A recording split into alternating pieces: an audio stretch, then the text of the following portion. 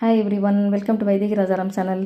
என்னங்க உங்கள் வீட்டில் இன்றைக்கி லெமன் ரசமா பண்ண போகிறீங்க? வெயிட் இந்த வீடியோவை பார்த்துட்டு அதுக்கப்புறம் நான் இதில் சொல்லிக்கிற டிப்ஸ் எல்லாம் ஃபாலோ பண்ணி பாருங்கள். உங்கள் வீட்டில் இருக்கிற அத்தனை பேரும் இது என்ன லெமன் ரசம் புதுசாக இருக்குது, இந்த மாதிரி டேஸ்ட்டில் நீ பண்ணதே இல்லையே, எப்போ கற்றுட்டேன்னு கேட்பாங்க. இப்போது இந்த மாதிரி புது புது டிப்ஸு, புது ரெசிபீஸ் எல்லாம் உங்களுக்கு உடனே வரணும்னா என்னோடய சேனலோட நோட்டிஃபிகேஷன்ஸ் ஆன் பண்ணி வச்சுக்கோங்க. பெல் ஐக்கானை கிளிக் பண்ணுங்கள், லைக் பண்ணுங்கள், ஷேர் பண்ணுங்கள், கண்டிப்பாக சப்ஸ்கிரைபும் பண்ணுங்கள். இப்போது நம்ம இந்த கம ரசம் எப்படி பண்ணுறதுன்னு பார்க்கலாம். இது வெயிலுக்கு ரொம்ப நல்லது உடம்புக்கு. இப்போ ஒரு பாத்திரத்தை எடுத்து அதில் நான் 1.5 டீஸ்பூன் உப்பு போட்டு ஒரு சின்ன துண்டு பெருங்காயம் ஆட் பண்ணிக்கிறேன். நான் கட்டி பெருங்காயம் இருக்கிறதுனால கட்டி பெருங்காயம் ஆட் பண்ணுறேன். உங்கள்கிட்ட தூள் இருக்குன்னா அப்புறம் நீங்கள் கடுகு தாளிக்கும் போது ஆட் பண்ணிக்கலாம். இப்போது நான் வந்து 1 டீஸ்பூன் மஞ்சப்பொடி ஆட் பண்ணுறேன். அதுக்கப்புறம் ஒரு 3/4 தக்காளி, பெரிய தக்காளியில் 3/4 தக்காளி வச்சுருக்கேன், அதையும் ஆட் பண்ணிக்கிறேன். அப்புறம் ஒரு 4 பச்சை மிளகாய் ஸ்லிட் பண்ணி அதில் இருக்கிற விதையெல்லாம் எடுத்துகிட்டு அதையும் ஆட் பண்ணிக்கிறேன்.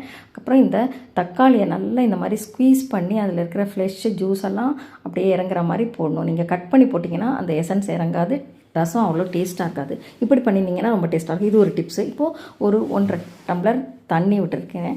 இதில் விட்டுட்டு இப்போ இதை நம்ம அடுப்பில் வச்சு கொதிக்க வைக்கணும். இப்போ நான் ஒரு 50 கிராம் துவரம்பருப்பு எடுத்துருக்கேன். இதுக்கு நிறைய பருப்பு போடணும், அப்போ தான் இந்த ரசம் டேஸ்ட்டாக இருக்கும். இது ஒரு டிப்ஸு. இதை நல்லா அலம்பிட்டு நான் குக்கரில் நல்லா குழைய வேக வச்சுக்கிறேன். இப்போ நான் வந்து அடுப்பில் நல்லா கொதிச்சிட்ருக்கு இந்த ரசம். இது பாருங்கள், கலர் சேஞ்ச் ஆகிடுது, பச்சை மிளகாலாம் நல்லா கொதிச்சிடுது. இப்போ நம்ம குக்கர் திறந்து பார்த்தா நல்லா குழைய வேக வச்சு அந்த பருப்பு ரெடி ஆகிடுது. இப்போ அதை இன்னும் நல்லா நம்ம ஸ்மாஷ் பண்ணிக்கிறோம். நல்லா ஸ்மாஷ் பண்ணிவிட்டு அதுக்கப்புறம் இப்போ பாருங்கள், ஒரு பாத்திரத்தில் நான் 1.5 லெமன் எடுத்து அதை கட் பண்ணி அலம்பிட்டு அதுக்கப்புறமா ஒரு பிஞ்சு உப்பு போட்டு ஜூஸ் எடுத்து வச்சுருக்கேன் இந்த பாத்திரத்தில். இப்போ முதல்ல நம்ம இந்த பருப்புக்கு தேவையான ஜலம் விட்டு எவ்வளோ ரசம் தேவையோ அந்த அளவுக்கு, இது ஒரு 3லேருந்து 4 பேர் சாப்பிட்லாம், அந்த அளவுக்கு இருக்கும். அந்த மாதிரி அட்ஜஸ்ட் பண்ணிவிட்டு இப்போ உடனே இந்த லெமன் ஜூஸையும் விட்டுடலாம் அதில்.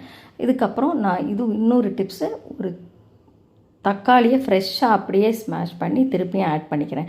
இது ஒரு ரொம்ப டேஸ்ட்டாக இருக்கும். உங்களுக்கு இந்த ரா டொமேட்டோ ஸ்மெல் வந்து இந்த லெமன் ரசத்துக்கு ரொம்ப நல்லாயிருக்கும். இப்போ லாஸ்ட்டாக ஆட் பண்ணும்போது அது மேலே அந்த ரெட் கலராக மிதக்கும் பாருங்கள், ரொம்ப பார்க்கவும் அழகாக இருக்கும்.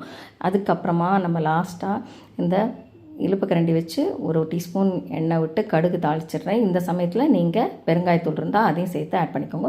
நான் முதலே பெருங்காயம் ஆட் பண்ணிட்டேன். இப்போ இந்த மாதிரி நல்லா நுரக்கட்டி வரணும். இந்த சமயத்தில் நான் பொடியாக கொத்தமல்லி கட் பண்ணி வச்சுருக்கேன். இன்னொரு சீக்ரெட் இன்க்ரீடியன்ட் அண்ட் டிப்ஸு, ஒரு 4-5 புதினாவையும் நல்லா பொடியாக நறுக்கி இதில் சேர்த்துட்டேன். இப்போது இந்த ரசம் ரெடி ஆகிடுது. இதை முதல்ல உடனே ரெடியான உடனே ஒரு தட்டு போட்டு நீங்கள் மூடி வச்சிடணும். அப்போ தான் அந்த புதினா கொத்தமல்லியோட வாசனையெல்லாம் அந்த ரசத்தில் இறங்கி அந்த லெமன் டேஸ்ட்டோட ரொம்ப வாசனையாகவும் டேஸ்ட்டாகவும் இருக்கும். இப்போ பாருங்கள், இந்த ரசம் சூப்பராக ரெடி ஆகிடுது. இதை